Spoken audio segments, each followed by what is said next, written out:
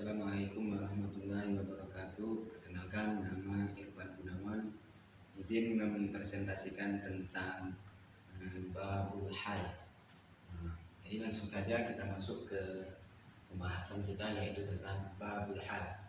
Bab yang membahas tentang hal.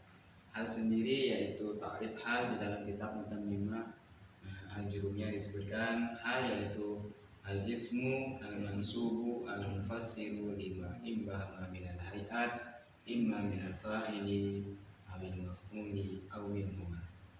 Hal yaitu isim yang dinasabkan, yang menjelaskan terhadap apa-apa yang samar daripada bentuk, daripada fa'il atau maf'ul, atau bentuk daripada fi'il dan maf'ul secara bersamaan. Contohnya dalam kalimat atau contoh hal yaitu ja'a Zaidun rakiban. Zaid telah datang dalam keadaan mengendarai. Dari takrif di atas dapat kita tarik kesimpulan bahwasanya hal tersebut adalah mempunyai beberapa ciri. Yang pertama yaitu al-ismu. Hal tersebut harus merupakan kata isim. Di sini kata rokiban merupakan hal. Yang pertama dia harus isim. Nah, rokiban, apakah kata rokiban ini adalah isim? Jawabannya rokiban ini adalah isim. Di mana tanda-tanda isimnya? Tanda-tanda isimnya yaitu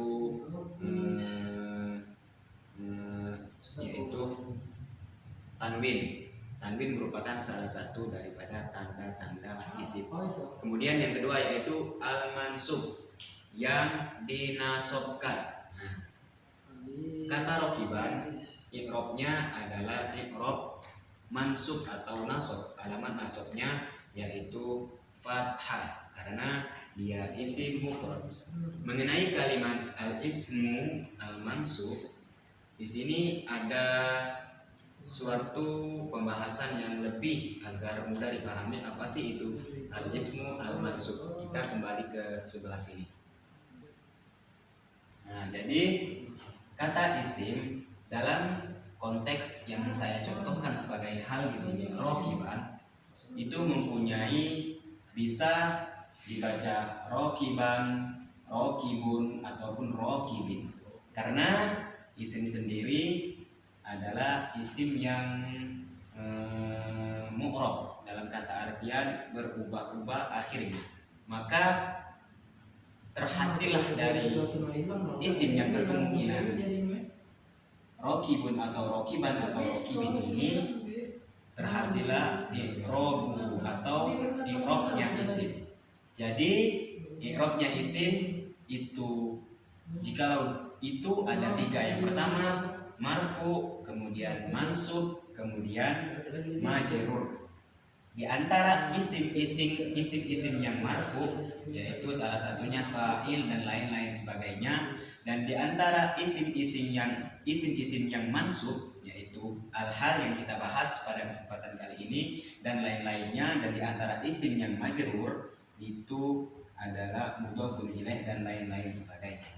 Dan mansub sendiri atau isim yang mansub sendiri itu mempunyai beberapa ciri atau beberapa tanda bahwasanya dia tersebut dalam keadaan i'rab mansub. Ada yang tandanya menggunakan fathah, kemudian ya, kemudian kasroh, dan kemudian hazfun nun. Nah, kalimat rokiban di sini dia adalah isim kemudian mansub, yang mana i'rabnya mansub dan alamat mansubnya tersebut merupakan fathah karena dia isim mufrad.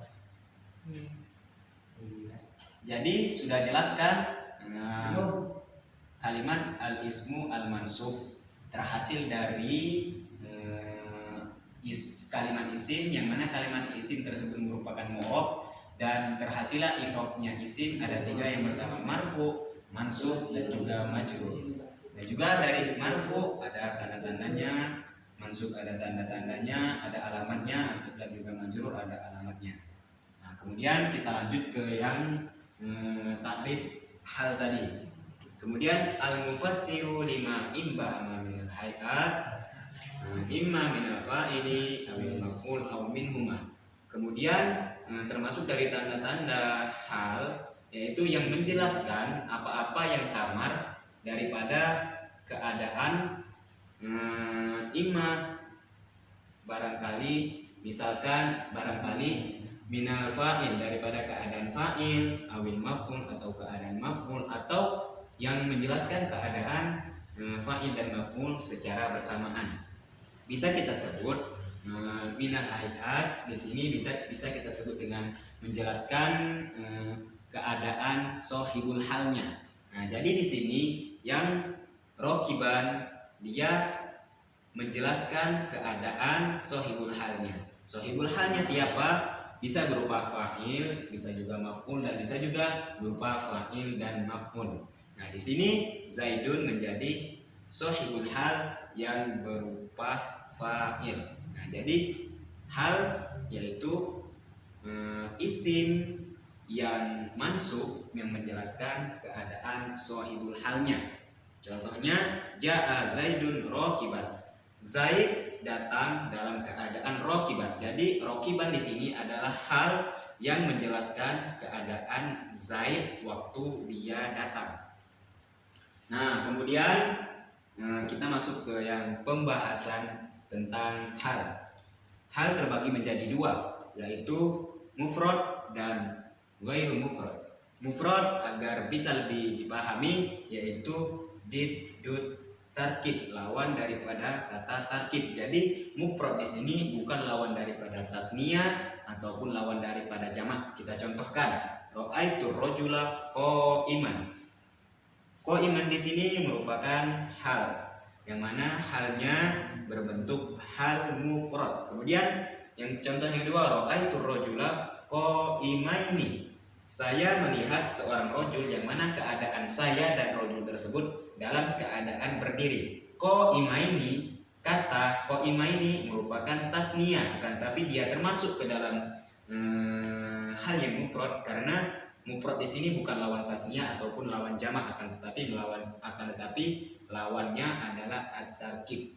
Kemudian yang kedua yaitu ghairul mufrad atau murakkab, yaitu tersusun dari dua kata atau lebih. Nah, contohnya yang ghairul mufrad ini terbagi juga menjadi dua. Yang pertama yaitu jumlah, dan kemudian yang kedua syibhul jumlah. Jumlah terbagi menjadi dua, yaitu jumlah ismiyah dan jumlah fi'liyah. Kita contohkan yang jumlah ismiyah. Contohnya wala taqtulus sayda wa antum hurum. Jadi halnya di dalam kalimat ini yaitu jumlah ismiyah mubtada khabar wa antum hurum fi mahalli nasbin hal. Jadi jumlah mubtada khabar wa antum hurum ini di mahalnya nasab yaitu berupa hal. Kemudian yang kedua yaitu fi'liyah. Contohnya ra'aitu rajula yadhaku. Jadi jumlah fi'liyah yadhaku itu menjadi fi mahalli nasbin hal, berada di tempat nasab yaitu hal. Jadi jumlah fi'liyah fi'il fa'il yadhaku fi mahalli nasbin hal. Nah, kemudian yang syibhul jumlah yaitu ada jar wa majrur.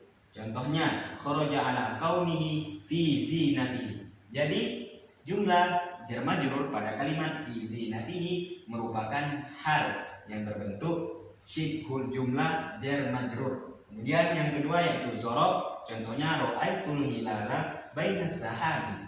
Bainas sahabi hal bentuk syibhul jumlah zorob. Kemudian ada tambahan sedikit yang untuk jumlah tadi itu dia harus yartabitu